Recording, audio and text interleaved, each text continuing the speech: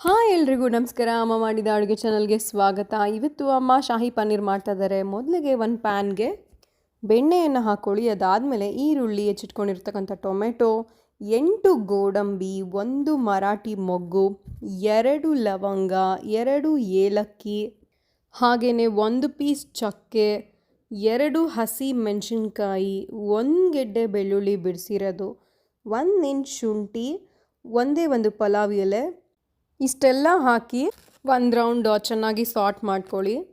ಅದಾದಮೇಲೆ ಅರ್ಧ ಟೇಬಲ್ ಸ್ಪೂನಷ್ಟು ಉಪ್ಪು, ಅರ್ಧ ಟೇಬಲ್ ಸ್ಪೂನಷ್ಟು ರೆಡ್ ಚಿಲ್ಲಿ ಪೌಡರ್, ಹಾಗೆ 3/4 tablespoon Everest kitchen king ಮಸಾಲಾನ ಯೂಸ್ ಮಾಡಿದ್ದೀವಿ.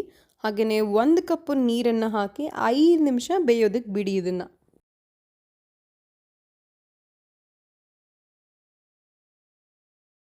ಸ್ವಲ್ಪ ಕೂಲ್ ಆಗಲಿ. ಇದು ಕೂಲ್ ಆದಮೇಲೆ ಮಿಕ್ಸಿಗೆ ಟ್ರಾನ್ಸ್ಫರ್ ಮಾಡಿಕೊಂಡು ನೀರನ್ನು ಹಾಕಿ ಪೇಸ್ಟ್ ಮಾಡಿಟ್ಕೊಳ್ಳಿ.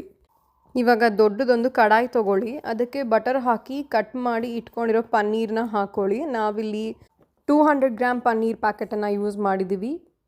ಪನ್ನೀರ್ ಸ್ವಲ್ಪ ಗೋಲ್ಡನ್ ಬ್ರೌನ್ ಬರೋವರೆಗೂ ಟೋಸ್ಟ್ ಆಗಲಿ. ಅದಾದಮೇಲೆ ರುಬ್ಬಿರೋ ಮಸಾಲನೂ ಹಾಕಿ ಇಟ್ಕೊಳ್ಳಿ. ಇವಾಗ ನಾವು ಸ್ಟವ್ ಆಫಲ್ಲಿ ಇಟ್ಟಿದ್ದೀವಿ.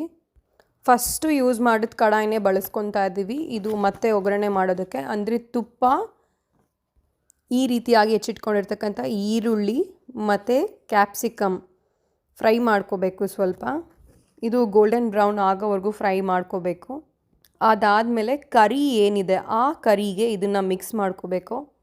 ಈಗ ನೋಡಿ ಒಳ್ಳೆ ಮಿಕ್ಸ್ ಕೊಟ್ಟಿದೆ. ಆದಮೇಲೆ ಸ್ವಲ್ಪ ಕುದಿಸಿ, ತುಂಬ ಗಟ್ಟಿ ಆಯಿತು ಅಂದರೆ ಒಂಚೂರೇ ನೀರು ಹಾಕ್ಕೊಂಡು ಕುದಿಸ್ಕೊಳ್ಳಿ. ಈ ರೀತಿ ಟೆಕ್ಸ್ಚರ್ ಬರುತ್ತೆ. 5 ನಿಮಿಷ ಕುದ್ದಾದಮೇಲೆ ರೆಸ್ಟೋರೆಂಟ್ಗಿಂತ ಸೂಪರ್ ಆಗಿರೋ ಶಾಹಿ ಪನ್ನೀರ್ ರೆಸಿಪಿ ನಿಮ್ಮ ಮನೆಯಲ್ಲೇ ಸವಿಯೋಕ್ಕೆ ಸಿದ್ಧ.